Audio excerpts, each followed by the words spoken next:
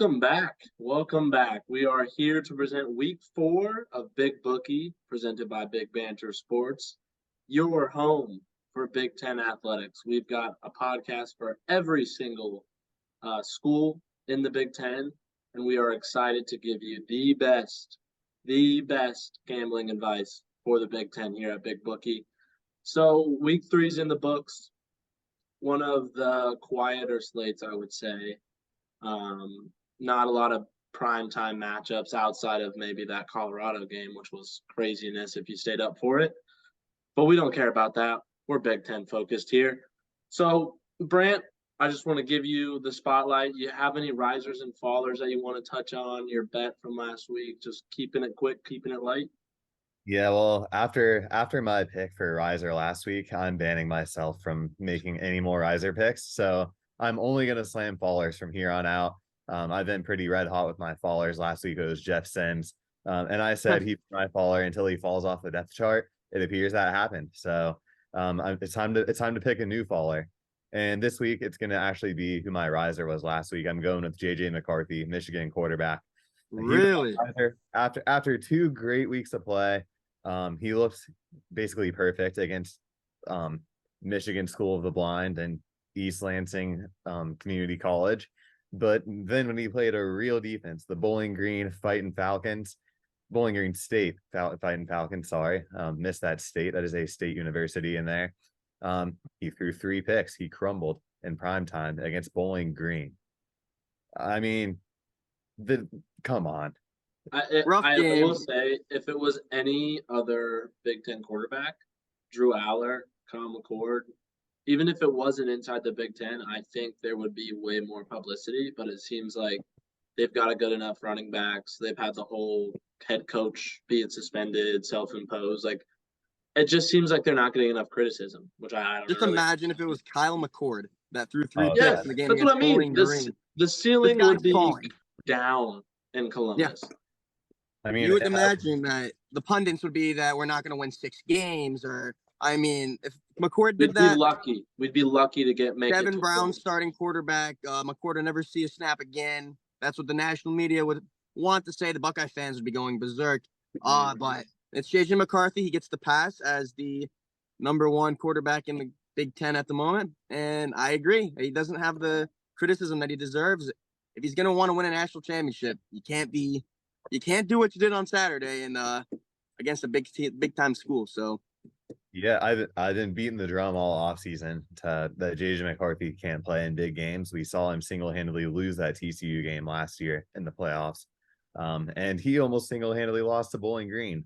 I mean, not actually lost, but he had Michigan playing a close game against Bowling Green for the first half there with a pretty poor performance. So I don't think he's the guy that can get it done for the Wolverines. He's my faller for this week. Yeah, and that's huge for Michigan's national championship hopes. I mean, this is before the season. We thought this was a team that Jim Harbaugh, it's natty or bust. I mean, and if we've got our quarterback 1 struggling against these teams, I mean, they've got big games on the slate still. I mean, I don't know, man. It's going to be rough potentially if you can't get that under control. Yeah, and you can't trip over opponents that I think this just leads Michigan into dark waters. If you go into, say, a Rutgers game, which is the game this week, which we'll touch on later in the show, but if you walk in there thinking, oh, this is going to be a cakewalk, I think it'll shock a lot of people when Rutgers starts putting up some points, fighting back a little bit, and it's not as easy of a cakewalk as they may have assumed. So I'm hoping that this week we'll see a more corrective, more efficient JJ McCarthy. But I agree. I think he was the biggest faller of the weekend. You can't be in a tough game late with a Bowling Green. No discredit to Bowling Green. I think they're a great in-state school in Ohio. Love them. Go Falcons. But it's not the caliber of opponent that you would expect them to struggle against. So we'll see as we move through this week. Brandon, did you have a faller you wanted to mention? It's probably going to be not crazy faller. Probably Purdue. They lost again at home. Primetime game. They got a primetime game tonight against Wisconsin. They can correct those issues. But, I mean, they had, 5 turnovers against Syracuse? And, I mean, man, Rothschild Stadium was bumping, but they just couldn't get the job done. Yeah. Yeah, I agree. And we can move into from there tonight's game, our first game of the week for the Big Ten. We've got Wisconsin at Purdue. Line set at -5.5. Over under 54. What are your guys' thoughts it being in Lafayette? I think that's a very tough place to play. But I think Brant had a really good fact that we were talking pre-show. Brant, you want to share that? Yeah, so I do have a good fact. This series has been very, very heavily lopsided in recent years. Purdue actually has not beat Wisconsin since 2003. I was 4 years old the last time that happened. I was 3. That's absurd. Do they get it done tonight? I mean, who knows? It's first year with a new head coach for both programs. Both programs have been off to a fairly rocky start in 2023. So there's a lot of question marks on both sides of the ball. My pick in this game, it's the 5.5 line it's tough to pick in all honesty. I think it's gonna be a close game. Wisconsin probably gets it done at the end of the day, just looking at like the history and the talent levels of both teams. But do they get it done by less than 5? Quite possibly. So I'm not sure. I'm going to delegate on picking the line. I'm going to pound the under. I think that's a pretty high number there. And this is Big Ten West football. I mean, when you look at these lines, you know the under is probably a play in Big Ten West football. I know Purdue's had a pretty high flying offense through the first few weeks of the season. I know Wisconsin's got a pretty good run game. These teams are capable of putting points up, but will they do it tonight? I don't think they're going to put up enough to clear that line. Yeah, I don't think it is as big of a question mark on the line. I think all things considered, the history, I think Wisconsin got better this year. I think Purdue got marginally worse. And if we look at they've won, 16, 17 in a row. They've covered in maybe 13 of those games. I mean, this is just a dominating one-sided series. And the home field disadvantages here for Purdue. I think coupling that with the Wisconsin running game, Purdue has not been able to stop the run that well this year. And I just think that 5.5, I think Wisconsin wins this game by give me 7-10. Give me 7-10, at least 27-17 sounds about right. Hey, Brandon, those spoiler makers have been spoiling your bank account recently. Do they do it again tonight? It's the definition of insanity is doing the same thing over and over again and expecting a different result. Last Saturday, I had a parlay with Purdue moneyline being the last of 9 teams spread parlay. $10 would have paid me over $1,000, and Syracuse turned them over 5 times, and they lost at home. I'm doing it again, going back to the well. If they lose me more money, they lose me more money, but they're not getting it done tonight. Surprising. Our other co-host who couldn't join us, Chris, today, he's taken Purdue. He's taken those Boilermakers. When he looked, I think the line was at 6 still. So it's come down a little bit since he sent us his picks. But the big thing that I'm going to be watching for tonight is the line. Can Purdue's D line disrupt that running attack? Because I think if they can't, it's going to be a Wisconsin big W. No pun intended. But I just think that they have such talented backs in the Wisconsin backfield that if they can get the run game going, I think it'll be a snooze fest for Purdue fans because they have a formidable backfield. But I think it's to be proven because you saw in their loss 17 or 19 total carries between the backs. That's an abysmal performance when you have such one of the best in the Big Ten, in my opinion. So that's what I'm going to be watching for. I don't know if I want to do any lines. Like Brant said, it could go either way. Could be a low margin win for Wisconsin if they come stumbling out. But I think, like Brant mentioned, we're getting back into some of those hard-nosed, ground and pound, just slugfest. When the final is going to be like 24-17 or 24-20. It'll be a very low-scoring game, and I think I'm going to follow Tail Brand on that underplay.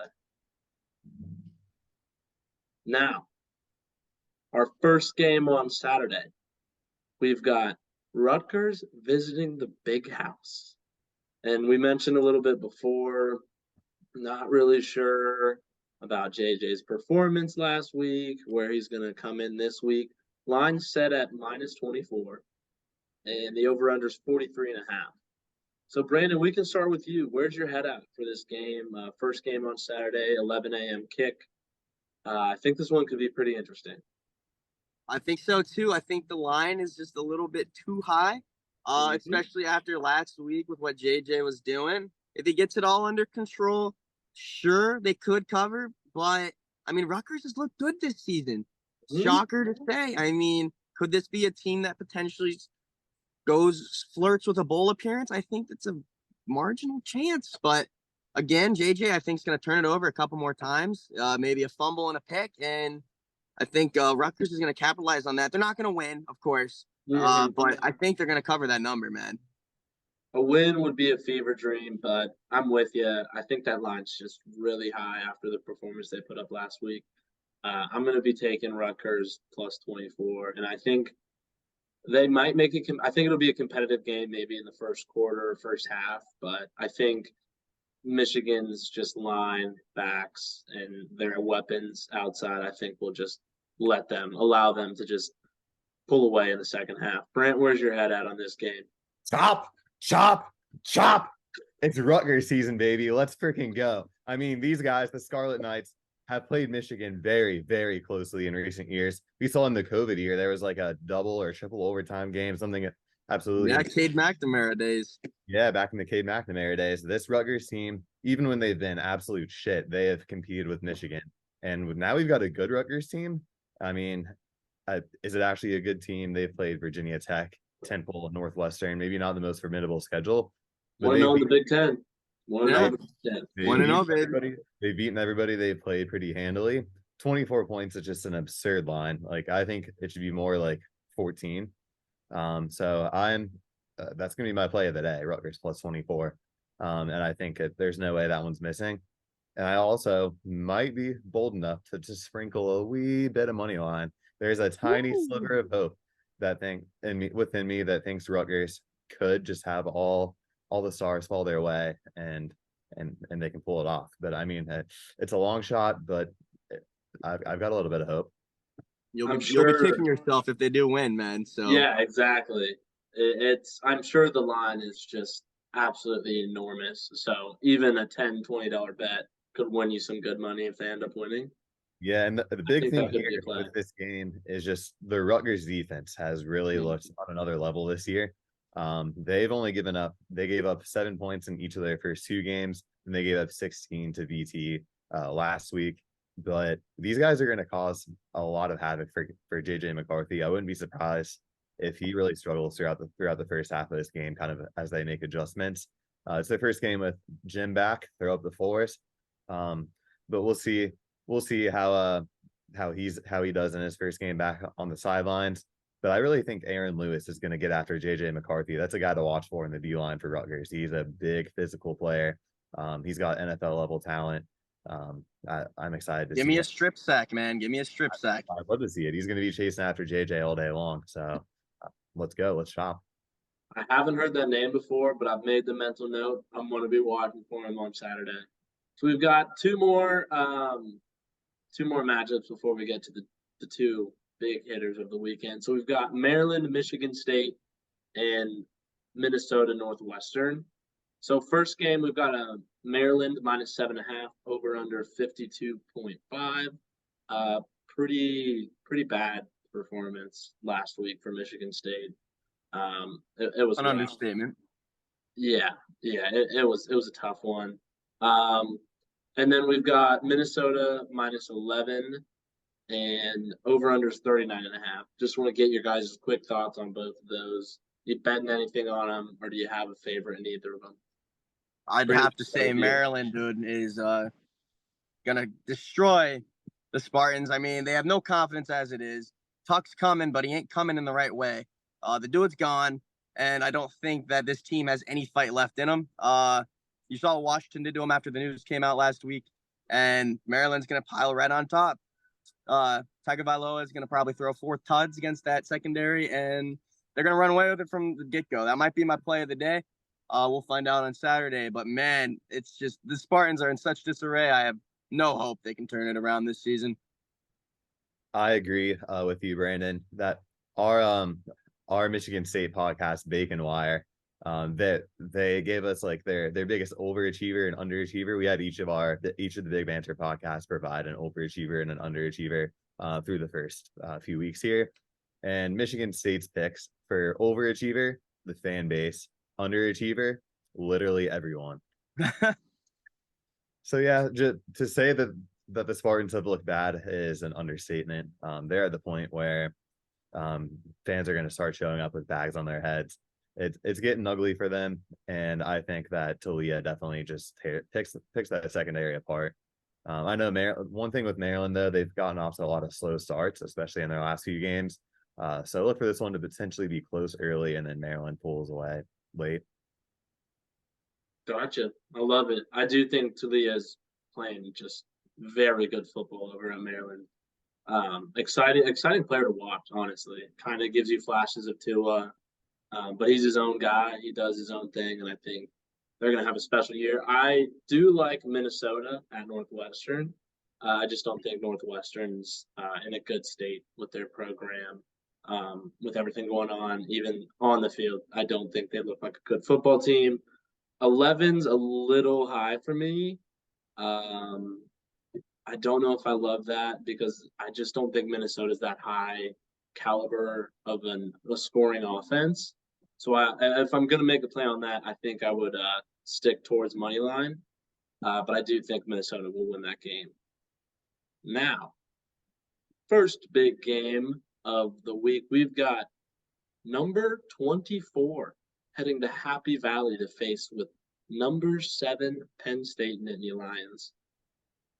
The line right now, Penn State minus 14.5 with an over-under of 40. Brant, where is your head at on this game? Does Penn State win by 2 touchdowns? This is the big question. Oh, I don't think they do. I mean, we saw them against Illinois last week. That was on the road. Illinois' offense just looked absolutely horrendous. I don't know if Iowa's is going to be much better, but Iowa is way more physical on the defensive side of the ball. And I mean, Illinois, they've got a pretty physical D line, but that maybe a bit of a soft secondary, and the linebackers just didn't play a great game against Penn State. This is where I think Iowa can really up the ante. They've got some quick linebackers. They've got sneaky good secondary. A lot of ball hawks out there. Cooper DeJean is a guy. Xavier Nwankpa, he got toasted a few times last week by Western Michigan, so we'll see if Keandre Lambert-Smith will just fly behind them for a few tutties. But also a big thing to note here in this game, Drew Aller, when he was under pressure last week, Johnny Newton was chasing him down all game long. He looked a little rattled at times under pressure. That was his first like real defense he'd faced, but it's a step up from from Illinois to Iowa defensively. So I think the Iowa defense is going to give him some trouble early. I think Aller may struggle in the first half. I think Penn State wins the game, but maybe only by 10 points rather than 14. So give me Iowa to cover. Penn State's going to win. And that 40 line, I'll have to do some more thinking on. That's a good line for the score. Yeah, I agree. I did love seeing Iowa punch it in at the end of the game just to ensure that Brian Ferentz is meeting his point total. But I don't think he's going to hit his points this week. Oddest thing that I've ever heard being a contract, but I agree with you. I think Iowa is going to be a bit of a more formidable opponent that Penn State has faced this week, but I think they'll take care of business. They've got talented backs. They've got quarterbacks who's been proving that he can kind of hang in there and be the guy. So I'm excited to see what he can do against a more formidable defense. Brandon, where are your thoughts at? I think the spread, it's going to be determined in the first half, the full game spread. If Iowa goes down 10 points early, take them out of their comfort zone, make them throw the ball the rest of this entire game, this game could get ugly, but I don't think that happens. I think Iowa's defense is top 10 at least in the country, and they're going to make Aller's life not very enjoyable. I think Iowa actually stands a chance to win this game outright. Cade McNamara is not going to lose you a game. So as long as he doesn't throw picks in his own territory, fumble the ball, I think Iowa, as long as they can stay in it going into the fourth quarter, make Aller have to make those high pressure throws late in the game. I think easily they cover the game. I think I'm going to sprinkle a little bit on the money line as well. And it's going to be a hell of a whiteout this season. I think Chris sent us a pick in for this game, and he is taking Penn State. So he's he's fading all of us. So we'll have to see who comes out victorious this week. And then the last one that we need to touch on, the top 10 matchup. We have Ohio State traveling to South Bend, taking on the Fighting Irish. Brandon, what do you think of Hartman up in South Bend, and how do you see this game going? Right now, we have OSU favored by 3 points, and the over-under is 55.5. All right. Hartman has yet to throw an interception this season. I think he's got 13 touchdowns, no picks. He has transformed Notre Dame into a offensive weapon, especially with Audrey Estime at running back. The dude is an absolute tank who can hurdle people. He's a menace, hard to contain. But the spread's staying at 3.5, even though a lot of money is coming in on Notre Dame. That and the look-ahead line was what, 8.5 going into the season, even going into a couple weeks ago. It's something I'm not going to touch. I think this game could go 27-24, 34-30. I mean, I just don't see any edge in either side with the spread total. So I'm not going to touch the spread, but I do love the over in this game. Notre Dame leads the country in touchdowns from outside of the red zone this season. So 20 plus yards with, I think it's 12, maybe 13. Ohio State's right behind them with 10. I mean, these guys get explosive plays. Yeah, the defenses they'll be facing are better than what they faced so far this season, but I think we're going to get just enough big plays. Ryan Day said they're going to rip it, and I think they will. No one can guard Marvin Harrison, so it's going to be interesting. But I think that this total doesn't necessarily fly over, but I like to see it get close to the 60s. So we're going to be betting on the over in that game. You know what I'm going to do, actually? I'm going to directly fade that. I'm going to take the under in this game. I think that if Ohio State wants to win this game, they're going to have to play through the defense rather than the offense, and they're going to have to put Sam Hartman in uncomfortable situations. Now, Hartman, he has a lot of experience at the collegiate level. This is his 5th or 6th season after playing 4 at Wake Forest. And he's had 70 games in his career, maybe even more. Yeah, he's had a ton of games. He started at Wake Forest since his freshman year. But look at the defenses he was up against in the ACC, and look at what Ohio State is rolling into South Bend. I don't know if he's ever faced a defense of this caliber in his entire career. And I think this game's going to hinge on one thing: JT Tuimoloau and Jack Sawyer. If they can wreak havoc on Sam Hartman and force him into uncomfortable situations, I think Ohio State's going to win the game pretty. Will they be able to, though? Because as we know, that Notre Dame offensive line is really good. Left tackle Joe Alt has not allowed a single pressure this season on 192 pass blocks. So if JTT or Sawyer can get that first pressure, make Hartman's life not so easy, I think, yeah, there's a chance. But, man, it's going to be tough. I also think Eichenberg is going to have to play out of his mind. A big thing with SMA, he, like you mentioned, he's big, he's fast, he's physical, he likes to run at defenders, but he's not the best at keeping a hold onto the ball. He's been had a lot of fumbles over the course of his career. And if I'm sure Ryan Day and Jim Knowles know this, I'm sure they're going to tell the guys to go for the ball. And I think Eichenberg can make a lot of plays happen. Maybe force a few fumbles that can potentially flip the script. But yeah, I think if Ohio State wins the game, it's going to be through the defense rather than trying to play catch up with Sam Hartman in the offense. I don't know where my head's at on the line. I think, or the over-under, I think, like Brandon mentioned, there's just some firepower on both sides. Obviously, Ohio State, you've got the wide receiver room, probably one of the best in the country. And on the other side, you still have that defense that hasn't really been proven because we played Indiana and they've played Western Kentucky, and it just not a lot really screamed to me. But I think this is the one. I know you guys are both Columbus boys, and I've heard about the Silver Bullets, and I feel like we haven't heard much about them since Chase Young, to be honest. And so, like Brand mentioned, I do think this is a big game for JTT and Jack Sawyer, and really kind of see if they are back to that caliber of a defense, because I think they've taken some steps back. I think we've seen that they've struggled with the deep ball and just explosive plays, and Notre Dame's capable of that.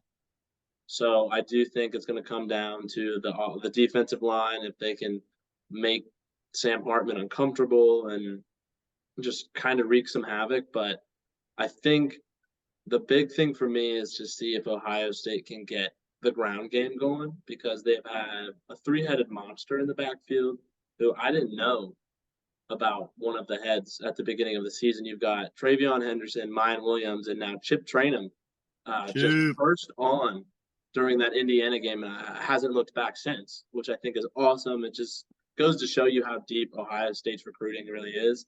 But I really feel like they haven't had that just kind of dominant, like you see at Penn State, where they just ground and pound. Michigan has done that well. I've seen Ohio State, obviously you have so many talented wide receivers. It's hard to not give them the attention they deserve. But I would love to see them just play a little bit of bully ball, set the tone early, get some defensive pressures, and take the game in the direction that they want to. So I'm going to be locked in. I don't love the line either. I think it, like Brandon said, it's going to be a tight game, top 10 matchup, probably the matchup of the week in the Big Ten. So I'm going to do some deliberating, that's for sure. And I think Chris's last pick is he is going to take Ohio State -3. So he's definitive. He's thought about it. He's been definitive in all his picks. I still got to do some thinking on him. But any last bets, dogs, anything you want to give our viewers before we sign off for this fantastic weekend of football? If the viewers aren't excited about this weekend of college football, I don't know what else they can get up out of bed. This has got to be one of the best Big Ten slates that I've seen in the past few years for any one given Saturday. Yeah, outside of rivalry week, man, this will be the Saturday for the season. So lock in, place some bets, place a lot of bets, because there's so much good football coming up. Absolutely. Brent, any last words? Yeah, I'll sprinkle one more last play that everybody has to tail on. If you made it this far into the cast, you're tailing this, and you can message me if it misses, which it will not be. You're taking the under in the Minnesota and Northwestern game, and that's a low line. It's 39.5. It's 39.5, and it's that low for a reason. This Minnesota offense cannot score touchdowns. This Minnesota defense is probably not going to let Northwestern score a single point. The Minnesota unders have been making me money, and more money this year, and it's not going to stop. We love it. I don't know if I can tell you, but to any viewers out there that tails our CEO, give him hell when it doesn't cover. Fade the CEO CEO when the over hits. I might fade him and take the over, just so I can be in there telling him tailed me. Fade the No, CEO, that's baby. great. I'm excited for this weekend. This is going to be such a great weekend of football, and we'll be back next week to recap all of these great matchups and, of course, give you the best betting lines for the Big Ten. Tune in every week.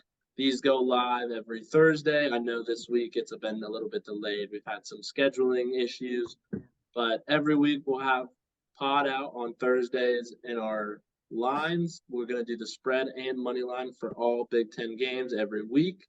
So look out for that on Fridays around noon is when we drop those. And if you want to tail our bets, you should. But everyone, please tune in next week.